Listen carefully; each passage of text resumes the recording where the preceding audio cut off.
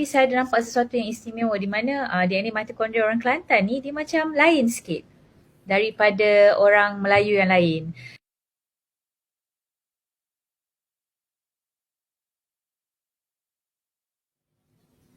Prof ya, sementara kita menunggu slide dipaparkan, boleh ceritakan Prof berapa lama sudah Prof berkecimpung dalam bidang pengkajian genetik ni? Dan apa yang menarik minat Prof untuk mengkaji tentang genetik bangsa Melayu ni Prof? Mungkin boleh kongsikan kepada kita sementara kita tunggu slide dipaparkan. Okey, terima kasih. Saya bermula dengan kajian DNA sebenarnya, kajian DNA Melayu ni sebenarnya secara boleh dikatakan tidak sengaja sebab masa saya sambung pengajian di peringkat PhD di University of Glasgow, saya berminat untuk actually mengkaji daripada bidang saya bidang sains forensik sebenarnya. Kemudian saya berminat untuk melihat bagaimana perbezaan di antara DNA mitokondria antara orang asli dan juga orang Melayu, dan juga untuk pembinaan database orang asli dan juga orang Melayu, kerana pada masa tersebut belum ada lagi kajian yang dibuat menggunakan DNA mitokondria bagi kedua-dua populasi ni. Jadi bila saya menggunakan DNA mitokondria ni, dia sangat unik di mana dia hanya diwariskan daripada ibu kepada anak-anak, sama ada anak lelaki atau anak perempuan. Ia tidak boleh diwariskan daripada bapa. Jadi semua DNA mitokondria yang ada dalam diri kita ni sebenarnya diwarisi daripada sebelah ibu. Jadi dipanggil maternal lineage, iaitu kita semua saudara mara kita dari nenek moyang sebelah ibu yang sama akan mempunyai DNA mitokondria yang sama. So bila dah tengok tu, saya pun nampaklah ada sedikit perbezaan di antara orang asli dan juga orang Melayu. Tetapi ada sesuatu yang ketara dekat situ, tapi masa tu sampel number pun kecil dan sebagainya. Untuk kajian PhD, it was just about 300 sampel macam tu saja. So kita tak nampak lah sesuatu, orang kata apa, sama ada beza atau sama, dia tak begitu jelas lagi. Jadi bila saya balik ke Malaysia, tapi saya ada nampak sesuatu yang istimewa di mana DNA mitokondria orang Kelantan ni dia macam lain sikit daripada orang Melayu yang lain. Dia sebab orang Kelantan, it started like that. Saya pun daripada USM Kubang Kerian masa tu sebab program forensik di sana. Jadi yang Kelantan ni, because bila saya buat sampling, orang Kelantan saya senang untuk dapat 3 generasi Kelantan yang tulen. Maknanya tidak bercampur lah. Sebab saya nak masa tu apabila saya ambil sampling masa PhD, it was just kita panggil modern Malay. Melayu, asalkan dia Melayu, 3 keturunan. Tak ada bercampur dengan mana-mana bangsa lain.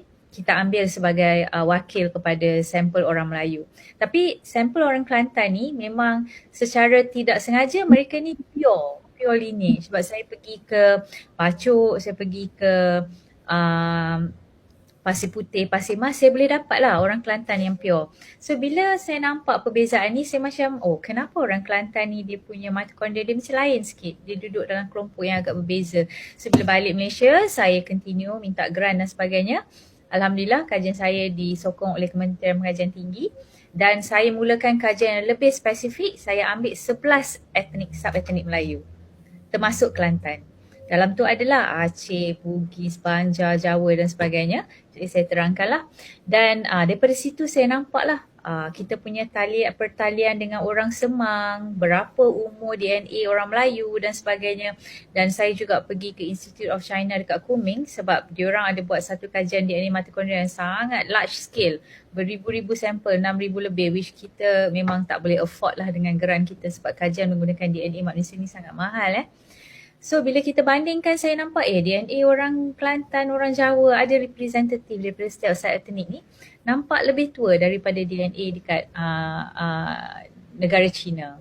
So daripada situ saya teruskan lagi guna penanda DNA yang berbeza dan sebagainya.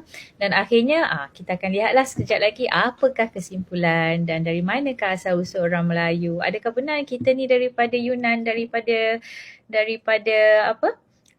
Taiwan dan sebagainya. Jadi Prof, saya ulang semula soalan tadi untuk Prof. Okay, kalau boleh Prof ceritakan apa asal-usul bangsa Melayu menurut perspektif pengkajian DNA dan apa signifikannya untuk kita mengetahui tentang asal-usul bangsa kita ini, Prof. Okey. Terima kasih. Okey, saya mulakan secara rasmilah. Assalamualaikum warahmatullahi taala wabarakatuh. Saya Zafarina Zainuddin daripada Universiti Sains Malaysia. Berasal daripada Pulau Pinang dan sekarang pun masih menetap di Pulau Pinang. Tapi sebelum ni saya bertugas di kampus Kesihatan Kubang Keren, di mana kebanyakan kajian saya menggunakan DNA berlaku di Pusat Pengajian Sains Kesihatan Universiti Sains Malaysia bersama ramai lagi kolaborator daripada UiTM, UKM dan juga daripada pusat-pusat pengajian lain, daripada Pusat Pengajian Perubatan dan sebagainya. Ini merupakan satu kajian berskala besar di mana berlaku bukan dalam tempoh masa yang pendek lah, macam saya jelaskan tadi. Saya bermula pada tahun 2000 masa saya buat PhD, dan saya rasa kajian yang ni saya wrap up bersama dengan orang asli semua sekali dalam tahun 2011. So di mana kita pun dah mendapat penemuan yang kata apa, very strong indication menunjukkan bagaimana dari mana asal usul Melayu dan sebagainya. Dan berbalik kepada persoalan tadi, saya pun ingin bertanya semula lah, adakah kita ni sebenarnya yakin siapakah orang Melayu? Adakah kita sendiri yakin yang kita ni orang Melayu? Dan banyak juga kita dengar kadang-kadang dipolitikkan bahawa kita ni bukan penduduk asal Kepulauan Melayu pun. Kita bukan orang asal orang Malaysia. Orang Melayu ni pun pendatang. So adakah itu benar? Sekiranya orang Melayu itu pendatang, siapakah pula penduduk asal Kepulauan Melayu?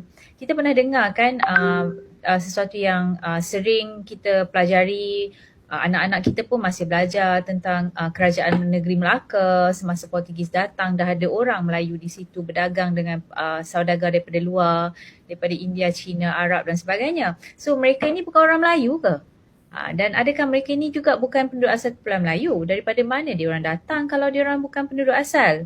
Siapa pula yang melayan pedagang-pedagang yang melakukan aktiviti perdagangan sekiranya penduduk asal ni tanah Melayu belum ada penduduk asal, kita juga adalah pendatang. So soalan ni memang tidak pernah kering daripada diperdebatkan, dan ada banyak bukti-bukti yang telah menunjukkan tentang wujudnya manusia di Asia Tenggara dan sebagainya melalui kajian, pelbagai jenis kajian seperti arkeologi, linguistik dan sebagainya.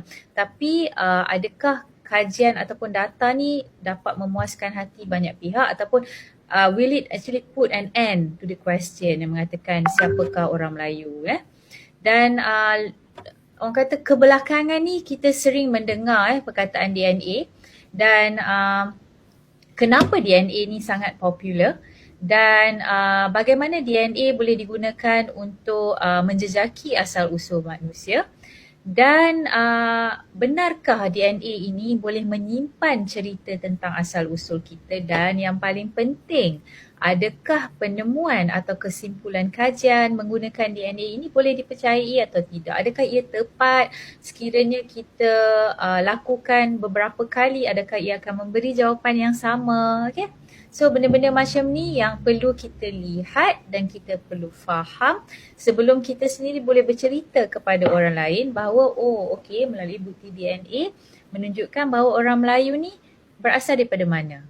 Okay, so sini saya akan ceritakan sedikit apakah itu DNA. Tak kenal maka tak cinta, maka saya perlu perkenalkan sedikit. DNA ini adalah sejenis molekul yang bertanggungjawab untuk mengkodkan semua maklumat genetik yang diperlukan oleh tubuh badan kita untuk menghasilkan sama ada sel ke, tisu ke, organ ke, rambut nak kerinting, rambut nak lurus, mata nak sepit, kulit nak cerah, kulit nak gelap. Semua maklumat tu adalah dipanggil maklumat genetik disimpan dalam DNA. Kita ada dua jenis DNA. Yang pertama DNA nuklear. Okay, yang terletak dalam nukleus setiap sel. Ia ibarat otak yang mengawal semua aktiviti dalam sel. Dan yang seterusnya, yang kedua yang saya sebut tadi, DNA mitokondria. DNA ini terdapat dalam organel yang dinamakan mitokondria. Ia satu organel yang sangat penting kerana ia merupakan kilang untuk menjanakan tenaga untuk sel kita hidup.